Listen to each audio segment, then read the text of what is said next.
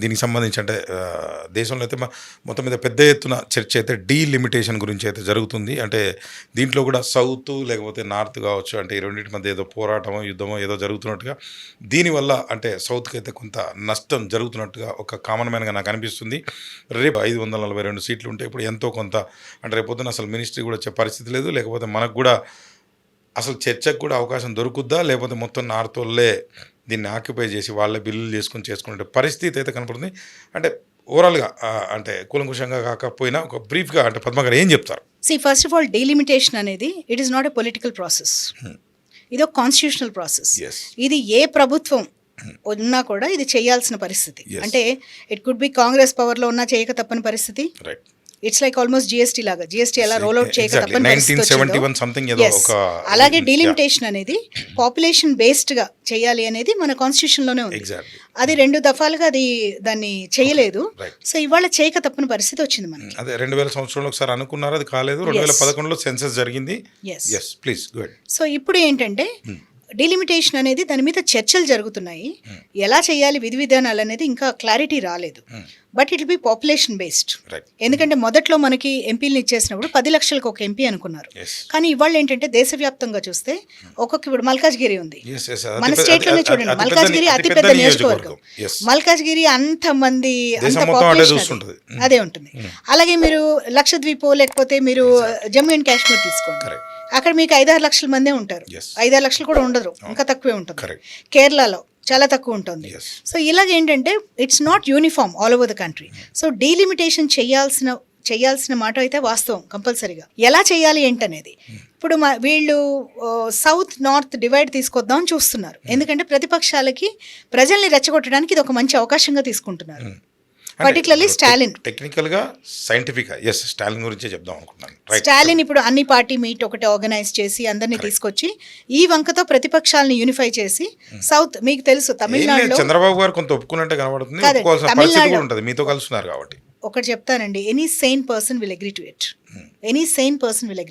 Technical గా scientific గా ఉంటే డెఫినెట్ గా ప్రజలు కూడా హర్షిస్తారు, అది మంచిదే పద్ధతి. దీనివల్ల బేసికలీ ఏంటంటే స్టాలిన్ గారు ఎప్పుడు కూడా సెపరేట్ ద్రవిడ రాజ్యము, ఆయన ఆలోచనలు వేరుగా ఉంటాయి. కేరళ కూడా అట్లే ఉందిలేండి ఒకప్పుడు.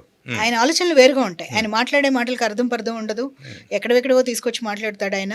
అసలు విషయం ఏది చాలా కేటగారికల్గా ఇటీవల తమిళనాడులో పర్యటించిన అమిత్ షా గారు కూడా చాలా కేటగారికల్గా చెప్పడం జరిగింది, తమిళనాడులో మీకు ఒక్క సీటు కూడా తగ్గదు అని. అయినా కూడా ఆయన మాకు ఇన్ని సీట్లు తగ్గిపోతాయని చెప్పేసి మొదలుపెట్టి ఇప్పుడు అందరినీ తీసుకొచ్చి అసలు వీళ్ళెవరికి ఇంకా దాని మీద కూలంకషంగా ఒక ఐడియా రాలేదు ఎలా చేస్తారు ఏంటి అనేది.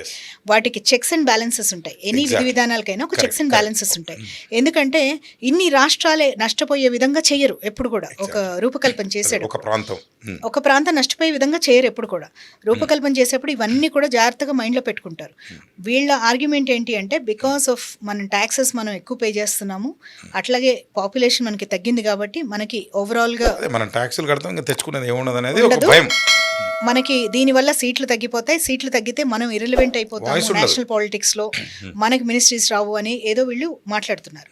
కానీ అసలు బీజేపీ ఇంతవరకు, అంటే బీజేపీ గవర్నమెంట్ ఇంతవరకు దీని మీద కూలంకషంగా ఒక మీటింగ్ కానివ్వండి, ఒక చర్చ కానీ ఇంకా జరగలేదు. ఇది చెయ్యాలి, దాని పట్ల విధి విధానాలు ఏంటంటే ఆ రూపకల్పనలోనే ఉన్నారు ఇంకా. సో అది అయిన తర్వాత అందరికీ ఆమోదయోగ్యంగానే ఉంటుంది. అది అందరినీ will take into confidence, అందరితో మాట్లాడిన తర్వాతే చేస్తారు. అది గతంలో జగన్మోహన్ రెడ్డి ముఖ్యమంత్రిగా ఉన్నప్పుడు ఆయన ప్రైమ్ మినిస్టర్ ఆవాస్ యోజన తీసుకొని అనేక ఇళ్లు కట్టించడం జరిగింది. అక్కడ బీజేపీ ప్రభుత్వం లేదప్పుడు, అక్కడ ఉన్నది వైఎస్ఆర్సీపీ ప్రభుత్వం. కానీ ఆయన అన్ని అంటే సెంటర్ నుంచి ఏం స్కీమ్స్ ఉన్నాయో అవన్నీ తీసుకున్నారు ఆయన. So it all depends on who's in that chair as CM. అదే మమతా బెనర్జీ ఉందనుకోండి, ఆవిడ తీసుకోరు. ఇక్కడ కేసీఆర్ గారు ఉన్నారు, ఆయన తీసుకోరు. ఆయుష్మాన్ భారత్ కార్డ్స్ ఇక్కడ రాలేదు ఎవరికి. ఆయుష్మాన్ భారత్ కార్డ్స్ రాలేదు. ఆయుష్మాన్ భారత్ ఎక్సలెంట్ స్కీమ్ అది. అంటే కొన్ని రావు దాంట్లో. అంటే కొంత లిమిటేషన్స్ ఉన్నాయి దానికి. Limitations అన్నిట్లో BPL కి ఉంటాయండి. కొంచెం బాగుంటుంది అది. లిమిటేషన్స్ అన్నిట్లో ఉంటాయి. కానీ ఆరోగ్యశ్రీ See, దానికంటే కొద్దిగా మెరుగ్గా ఉందనో లేకపోతే వాళ్ళ లేదండి. పేరు రాదనా? లేదు I'm a doctor myself. Okay. I know that ఆరోగ్యశ్రీలో మీకు అసలు స్ట్రోక్ కి కవరేజ్ చాలా తక్కువ. Yes yes. మీకు ఒక ఎంఆర్ఐ ఖర్చు మీకు మొత్తం కవరేజ్ వస్తుంది అక్కడ. రైట్. హెల్త్ పాలసీ గురించి ఒక రోజు మాట్లాడే సో ప్రయత్నం చేద్దాం. ఇది చాలా బేసికలీ కీలకమైనటువంటి యా సో అందువల్ల ఆరోగ్యశ్రీ కన్నా ఇంకా much better Yes. Much better అన్ని వర్గాల డాక్టర్స్ ఇన్వాల్వ్ చేసి హెల్త్ అడ్మినిస్ట్రేటర్స్ ఇన్వాల్వ్ చేసి చాలా కూలంకషమైన ఎస్ మేధోమదనం జరిగిన తర్వాత అప్పుడు ఆయుష్మాన్ భారత్ ని తీసుకొచ్చారు. ఎస్. ఆయుష్మాన్ భారత్ అనేక రాష్ట్రాల్లో అక్కడ బీజేపీ నాన్ బీజేపీ గవర్నమెంట్స్ కూడా తీసుకున్నారు అది, కానీ ఇక్కడ తీసుకోలేదు. లేదు, చివరిలో కొంత ప్రయత్నం కేసీఆర్ ఉన్నప్పుడు జరిగింది. ఆల్మోస్ట్ కొంత ఆ ఫండ్స్ ని వాడుకునే ప్రయత్నం చేద్దాం, మీరు చేసే ప్రయత్నం కూడా లేదు చేశారు. ఆయన మీరు గుర్తుంటే నాకున్న మీకు సమాచారం. వెళ్ళి మోడీ గారిని కలిసి నేను ఎన్రోల్ చేసుకుంటానని కూడా వచ్చి ఎస్. 2-3 నెలలు తాత్సారం చేసి మళ్ళీ చేయలా అంటే ఏం పేరు రాదు, ముద్ర చేయలే. రాదు, లేకపోతే మరి అది పెడితే అక్కడ మరి మోదీ గారి ముద్ర వేయాల్సి వస్తుందని చెప్పి మరి ఎట్లా అనుకున్నారు See, మీకు ఇవాళ రాజకీయంగా? ఇవాళ బీజేపీ ఎంత ట్రాన్స్పరెంట్ గా పరిపాలిస్తుందంటే ఇవాళ తెలంగాణని తీసుకోండి ఎగ్జాంపుల్ మీరు. ప్రతి గ్రామంలో పంచాయతీ నిధులు ఎక్కడి నుంచి వస్తున్నాయి? సెంట్రల్ నుంచి వస్తాయి. సెంటర్ Obviously, నుంచి obviously. వస్తున్నాయి. సెంటర్ నుంచి Yes, వస్తున్నాయి. స్థానిక ప్రభుత్వాలకి. ఎస్ మీకు రేషన్ కానివ్వండి Yes. ఇవన్నీ కూడా అక్కడ నుంచే వస్తున్నాయి. ఎస్.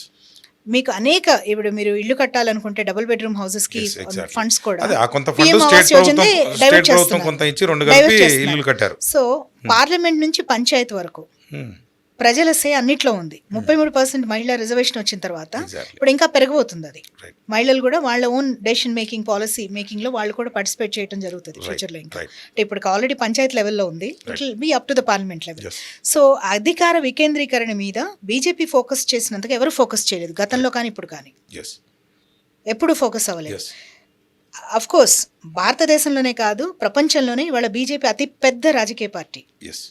వి ఆల్రెడీ క్రాస్డ్ చైనాని మనం పాపులేషన్లోనూ క్రాస్ చేసాం, అలాగే వాళ్ళ పార్టీని కూడా క్రాస్ చేసాం. అన్ని క్రాస్ చేసారు కానీ ఆ $1 మిలియన్ అయితే మరి రాలేదు మనకి. మరి 2025 నాటికి 5 ట్రిలియన్ 6 ట్రిలియన్ ఏదో అవుతుంది అన్నారు, అదైతే క్రాస్ చేయలేదు. అవుతుందండి. We're on the right track. Okay. We're on the right track. మనకు సెట్ బ్యాక్స్ కూడా ఉన్నాయి కదా. ఇప్పుడు రష్యా యుక్రెయిన్ యుద్ధం కానివ్వండి, ఇప్పుడు జరుగుతున్న ఇవి కానీ, ఇప్పుడు ట్రంప్ చేస్తున్నది కానీ, వీటన్నిటి వల్ల మీరు స్టాక్ మార్కెట్స్ కుదేలా చూస్తున్నాం మనం. In spite of all that ఇది ఓన్లీ ఇప్పుడు ఏదైతే రెసెషన్ హిట్ అవుతుందో మనకి, అది ఓన్లీ భారతదేశందే కాదు ప్రపంచవ్యాప్తంగా రెసెషన్ ఉంది. మీకు ఆ ఫిస్కల్ డిసిప్లిన్ మనకి ఎంతో ఉండబట్టి మనం మిగతా రాజ్యాల్లో కాకుండా అంటే మిగతా దేశాల్లో కాకుండా మనం ఎంతో కొంత మనం స్టేబుల్గా ఉన్నాం. We're stable because of our physical discipline. ఇక్కడ మనము అధికార వికేంద్రీకరణ చేస్తేనే ఇలా ఉందండి. రాష్ట్రం వన్ ఆఫ్టర్ ద అదర్ ప్రతి రాష్ట్రంలోనూ బీజేపీ ఇవాళ విజయడంక మోగిస్తుందంటే కారణం ఏంటి అంటే చాప కింద నీరులాగా మేము ప్రజలకి సన్నిహితం అవుతున్నాం, ప్రజలకి మేము ఏం చేస్తున్నాం ఎక్స్ప్లెయిన్ చేస్తున్నాం. We're not here to explain to the రాజకీయ పార్టీలకి చెప్పండి. ఓకే మేడం, అంటే ప్రజలకి చెప్తున్నాం. మీరైతే ఒక మంచి పాయింట్ చెప్పారు. అన్ని రాష్ట్రాల్లో విజయడంక మోగిస్తున్నామని. మరి వచ్చే రానున్న ఎలక్షన్లో అయితే మరి తెలంగాణ రాష్ట్రంలో ఎంత విజయడంక మోగిస్తుంది అంటే గ్రౌండ్లో మీరు ఎంత ఉన్నారు, మీ రాష్ట్రానికి సంబంధించి అధ్యక్ష పదవికి కూడా ఎవరిని ఇవ్వబోతున్నారు, మరి ఇది కూడా ఒక ప్రతిపక్షమే అనుకుందాం. సరే, మీకు దాంట్లో అయితే ప్రతిపక్ష హోదా లేకపోయి ఉండవచ్చు, ప్రతిపక్షంగానే భావిద్దాం.